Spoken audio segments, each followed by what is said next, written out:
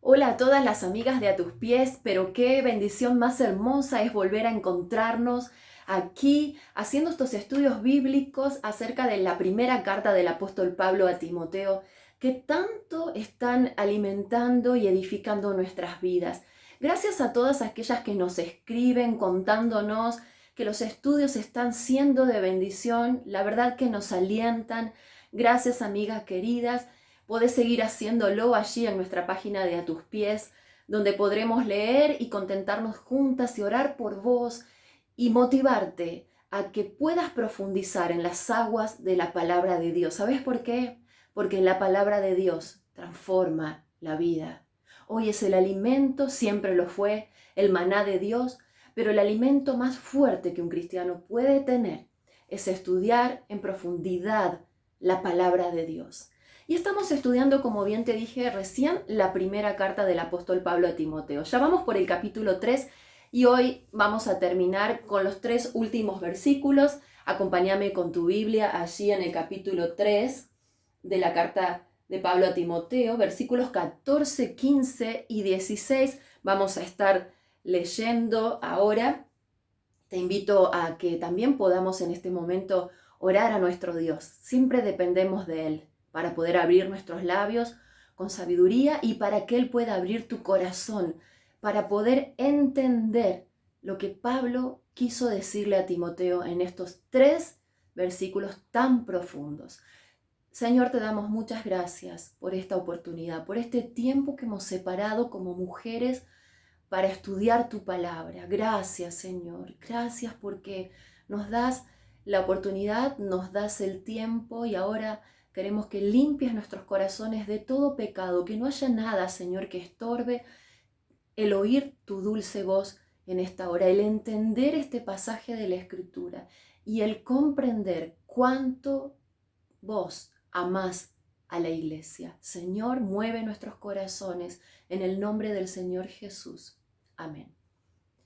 Uno de los propósitos que veía en estos 3 versículos, no voy a decir sencillos porque son muy profundos, pero en estos 3 versículos, el propósito principal es que nosotras podamos amar la iglesia local, así como Pablo amaba la iglesia local, porque Dios ama a la iglesia local. Sabemos que la palabra de Dios nos habla de una iglesia universal, cuya cabeza es Cristo y todos los creyentes del mundo integramos esa iglesia, pero también tenemos la iglesia local, allí donde nos congregamos, cada una de nosotras, donde también, por supuesto, Cristo es la cabeza, pero hay una cabeza visible, como estudiábamos en los versículos anteriores, que son los pastores o los ancianos de la iglesia, que son los diáconos o aquellos líderes de ministerio, que son la autoridad que Dios ha puesto para bendecirnos y para que en la iglesia de Dios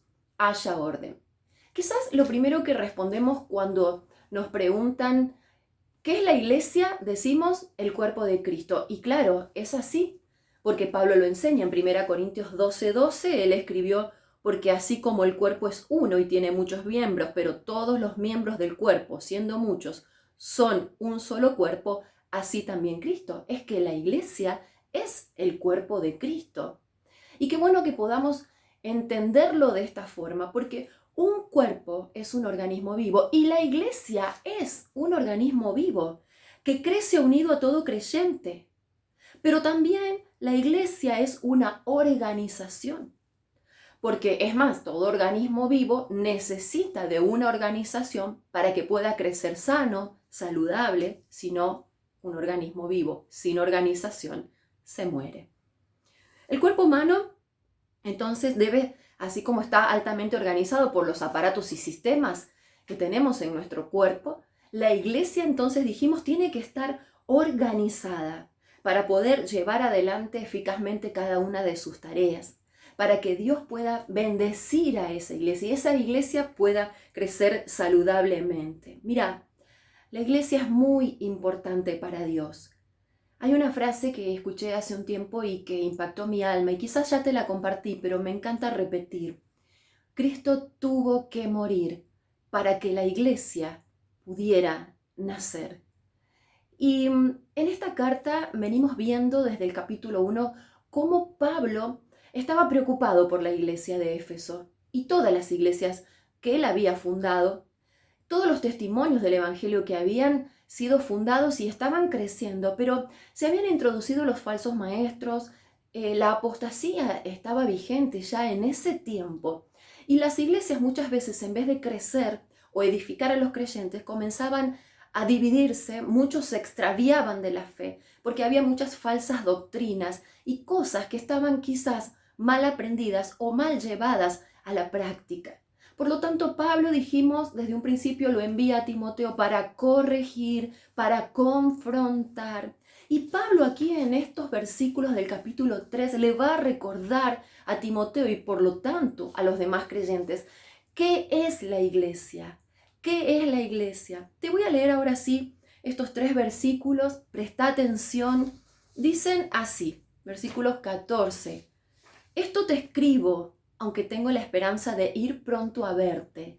Y en el 15, que dijimos en la primera clase, que es el versículo central de toda la primera carta de Pablo a Timoteo, dice, para que si tardo sepas cómo debes conducirte en la casa de Dios, que es la iglesia del Dios viviente, columna y baluarte de la verdad.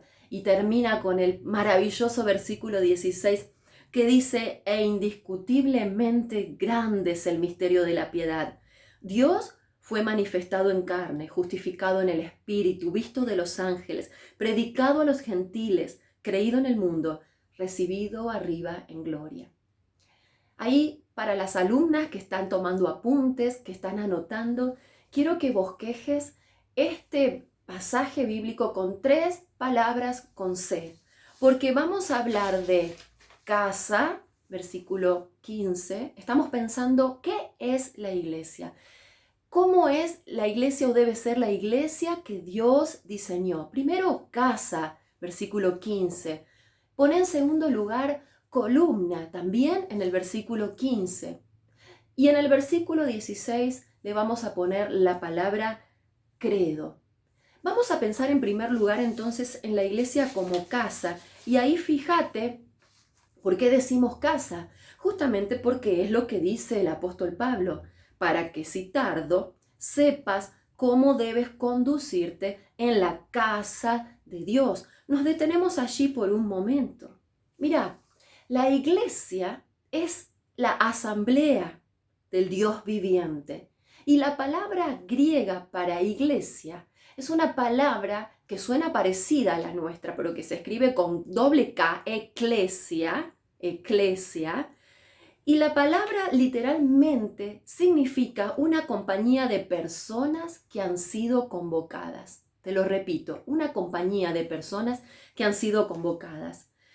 El énfasis fundamental del Nuevo Testamento, de todo el Nuevo Testamento, está en la iglesia local. A través de todas las cartas que nosotras podemos estudiar del Nuevo Testamento, vamos a ver que siempre están haciendo aportes y ajustes para la iglesia local. Casa de Dios, ¿qué quiere decir? La iglesia es la familia de Dios en la tierra. Todos los creyentes, que tenemos el Espíritu Santo, por supuesto, pertenecemos a la iglesia de Dios, formamos parte de la familia de Dios. Y esto lo dice Pablo también a los Efesios allí en el capítulo 2, versículo 19, donde nos dice, así que ya no sois extranjeros ni advenedizos, sino conciudadanos de los santos y miembros de la familia de Dios. Me suena tan cálido el término familia y me hace recordar tanto a tantas amigas preciosas que tengo de la Iglesia Cristo Salva aquí en Santiago del Estero, que de pronto cuando vienen a Cristo me comparten su testimonio y dicen, yo realmente en la iglesia encontré una familia. Quizás a veces te ha tocado sobrellevar una familia difícil, una familia distante, una familia quebrada, una familia destruida por el pecado, pero Dios nos provee en la tierra de una familia espiritual, la iglesia local, donde vos podés encontrar contención, abrazo, amor, alguien que te dice, voy a orar por vos, porque esa es la iglesia, esa es la familia de Dios, es la casa de Dios. Y Pablo está escribiéndole aquí a Timoteo porque yo necesito que sepas y que todas nosotras sepamos cómo debemos comportarnos en la casa de Dios. Y es Dios el que define cómo debemos comportarnos. De hecho, ya lo vinimos estudiando en los capítulos anteriores. Ahora, ¿por qué es tan importante el que sepamos cómo debemos comportarnos en la iglesia?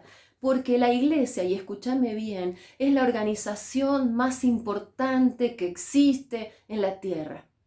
Nosotras podemos mirar distintas instituciones que tenemos en la sociedad, la escuela, otros lugares importantes, todos funcionan organizadamente, con autoridades, con jerarquías, cuanto más la iglesia de Dios, que es la organización más importante en la tierra.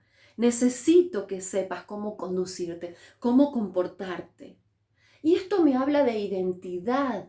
La iglesia es casa de Dios, esta es la identidad. ¿Sabes por qué? Porque es una identidad única. Y allí casa, escúchame bien, también te voy a mencionar esta palabra en griego que es oikos, también con K, O-I-K-O-S, que significa morada de familia.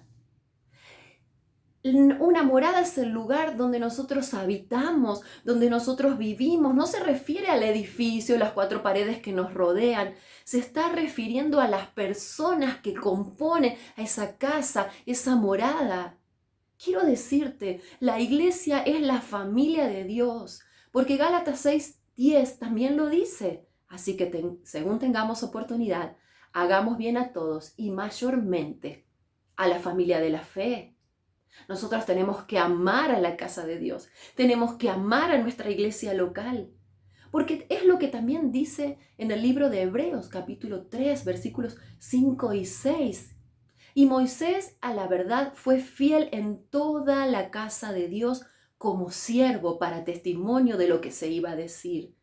Pero Cristo, como hijo sobre su casa, la cual somos nosotros, su casa, si retenemos firme hasta el fin la confianza y el gloriarnos en la esperanza. Debemos ser fiel en la casa de Dios, debemos amar la casa de Dios, porque la iglesia es el santuario donde mora Dios. La iglesia es el lugar donde se manifiesta la gloria de Dios. Si pudiéramos hacer un repaso de dónde habitó la gloria de Dios desde el libro de Génesis hasta el Nuevo Testamento, podríamos decir, y algo que me encanta y que me impacta, que Dios desea habitar entre nosotros, entre los seres humanos. Dios siempre está buscando que abramos nuestro corazón para que hagamos de Él una habitación para Él, para que le demos un lugar, una morada. Qué bueno es que aquellas mujeres que un día nos hemos encontrado al pie de la cruz de Cristo y hemos reconocido nuestro pecado, hemos reconocido nuestra condición humanamente pecadoras y perdidas, pudimos abrir nuestro corazón, confesar nuestros pecados, creer en Cristo como nuestro Salvador, único y bendito Salvador. Y desde ese día el Espíritu Santo vino a ser morada en nosotras. Y cuando hablamos de morada, estamos hablando de un domicilio permanente, Romanos 8. Y allí vino el Espíritu a morar para siempre en nuestras vidas.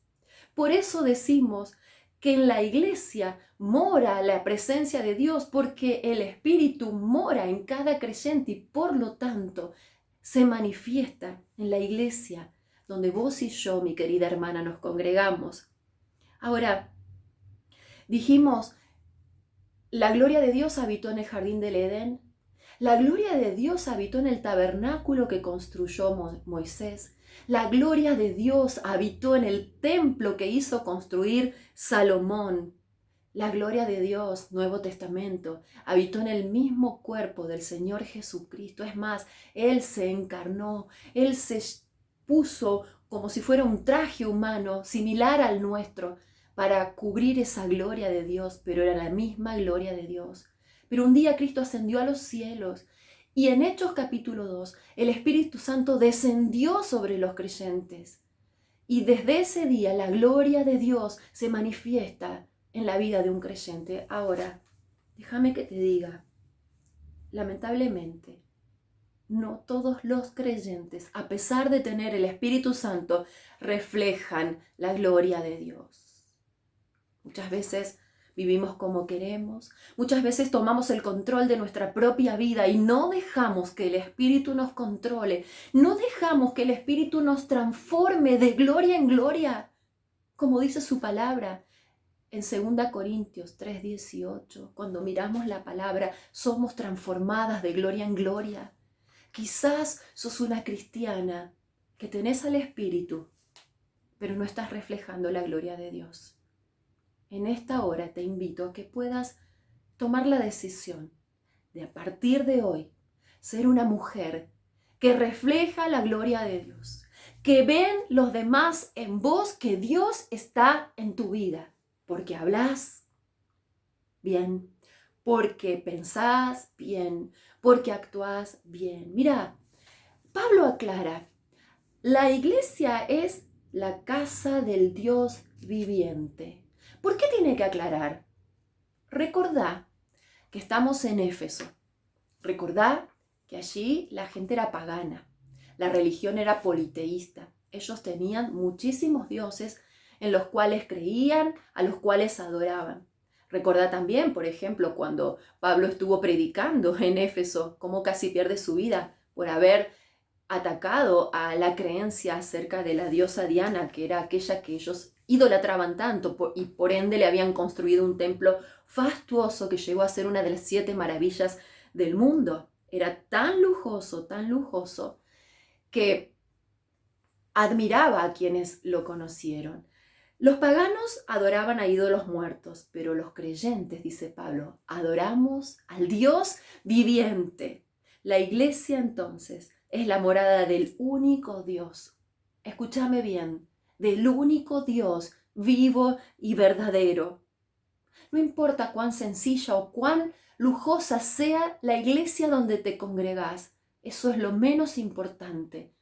Lo que realmente importa somos las personas que estamos adentro de la iglesia y que tenemos que reflejar la gloria del único Dios vivo y verdadero. Por eso es muy importante saber cómo nos conducimos en ella. Estaba pensando que hay una realidad que muchas veces se vive como creyente, que hay creyentes que hacen turismo de iglesia, porque están un tiempo en una iglesia, luego le empiezan a encontrar todos los defectos, no se sienten amados porque ella no me saludó o porque la esposa del pastor no me habló para mi cumpleaños, por ejemplo, alguno de las tantas cosas que por ahí se escuchan.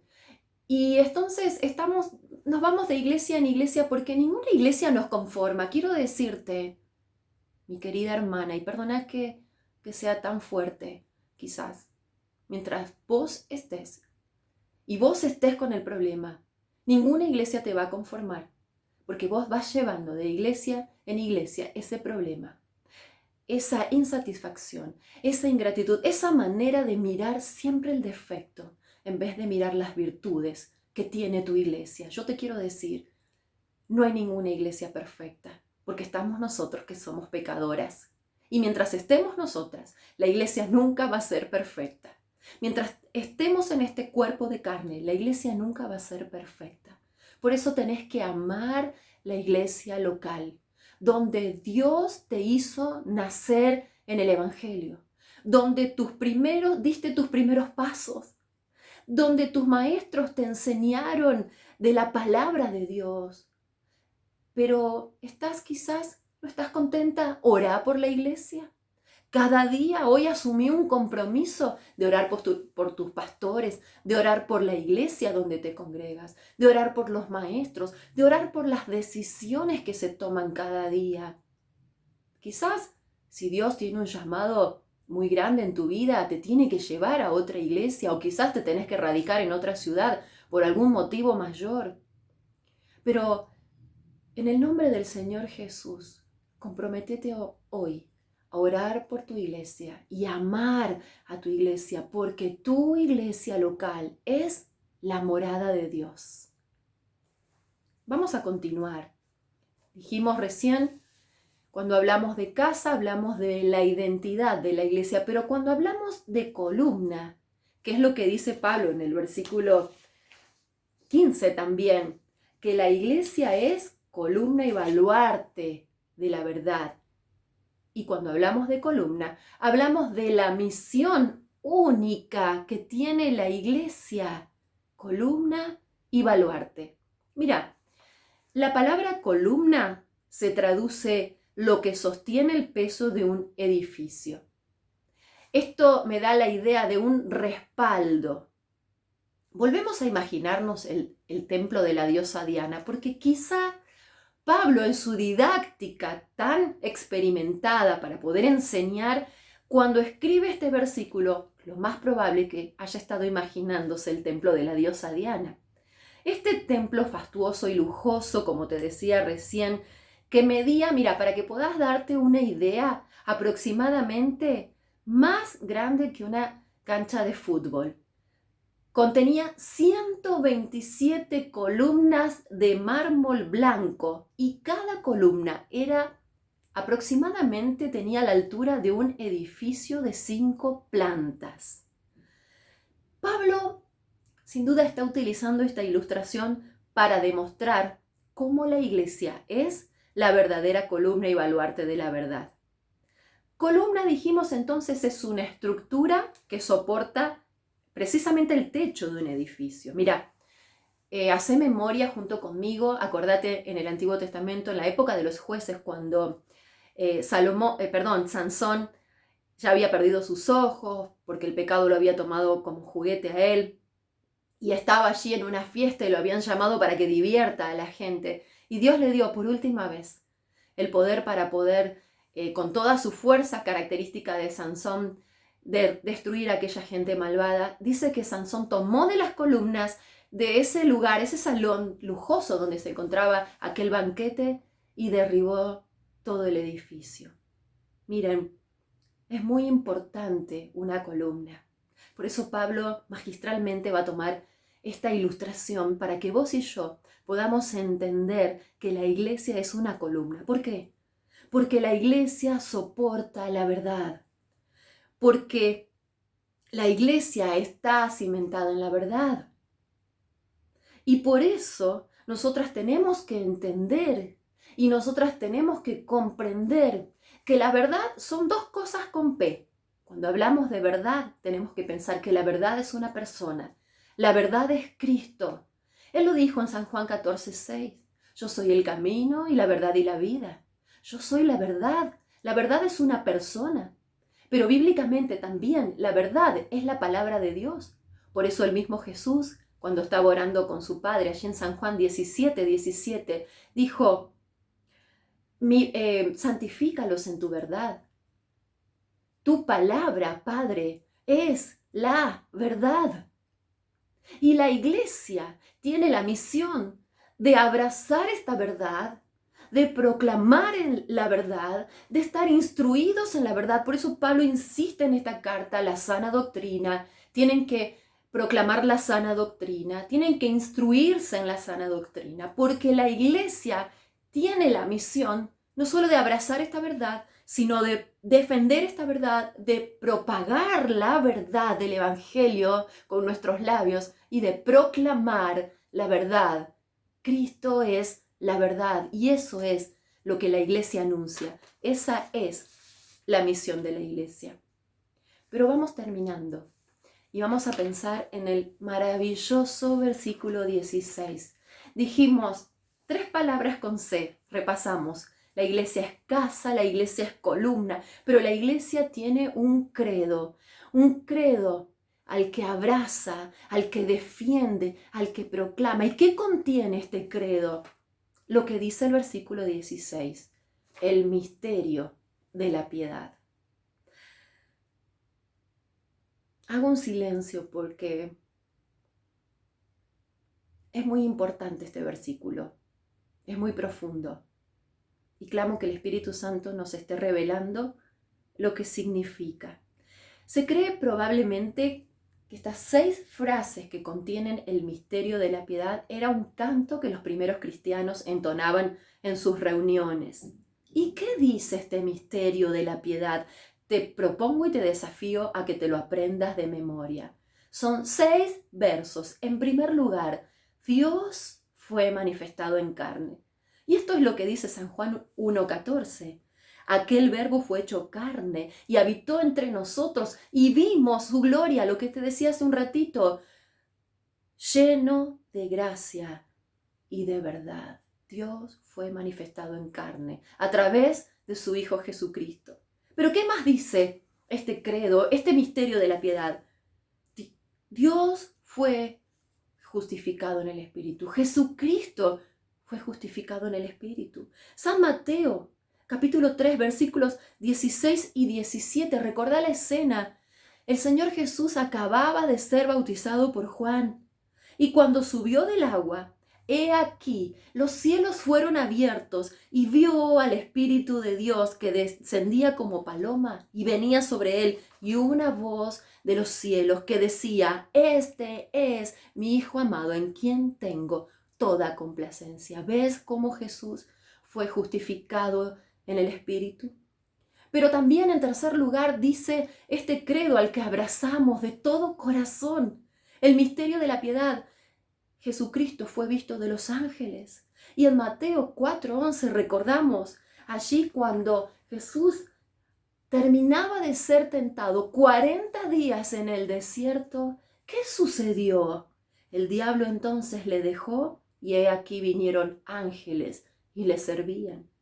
Pero también Jesucristo fue predicado a los gentiles, y es lo que dice en Hechos, capítulo 1, versículo 8. Pero recibiréis poder cuando haya venido sobre vosotros el Espíritu Santo, y me seréis testigos en Jerusalén, pero también en Judea, en Samaria y hasta lo último de la tierra, porque Jesucristo es y será predicado a los gentiles, a todo el mundo.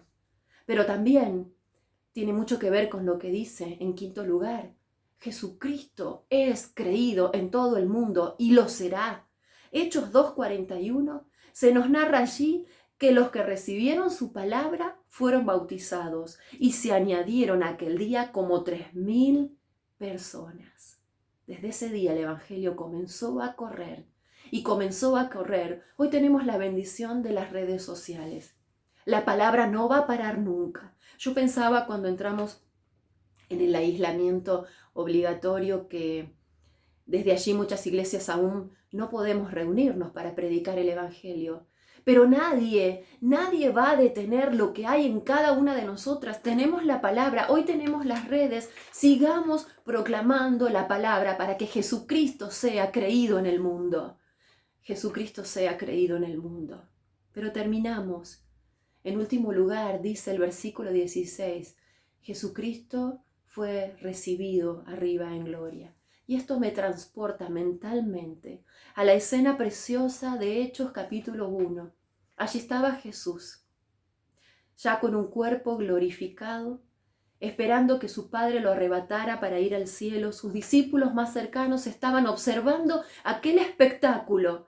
Y dice la palabra allí: y habiendo dicho estas cosas, viéndolos ellos, fue alzado y le recibió una nube que le ocultó de sus ojos. Qué maravilloso el misterio de la piedad. Qué maravilloso el Cristo en el que creemos, el Cristo al que abrazamos, el Cristo que es el centro de la iglesia, el Cristo que tiene que ser el centro de tu vida. Y cuando Cristo realmente es el centro de tu vida y de mi vida, nosotras por naturaleza vamos a amar la iglesia de Dios. Desafío para esta semana: ama a tu iglesia local. ¿Te cuesta? Orá todos los días por tu iglesia local. Poné en las manos de Dios a cada uno de los pastores. Sometete bajo lo que la iglesia está enseñándote y vas a ver cómo Dios va a transformar tu corazón. Mi querida amiga, oro por vos para que podamos seguir siendo instruidas con estos estudios bíblicos. Gracias una vez más por estar ahí del otro lado acompañándonos. Gracias, mi querida amiga. Gracias por escribirnos. Podés hacerlo en la página de A Tus Pies, ahí también en el canal de YouTube. Y me despido de vos hasta la próxima, deseando que puedas seguir creyendo en esta palabra que abrazamos y transformando tu vida para la gloria de Dios. Chao, hasta la próxima.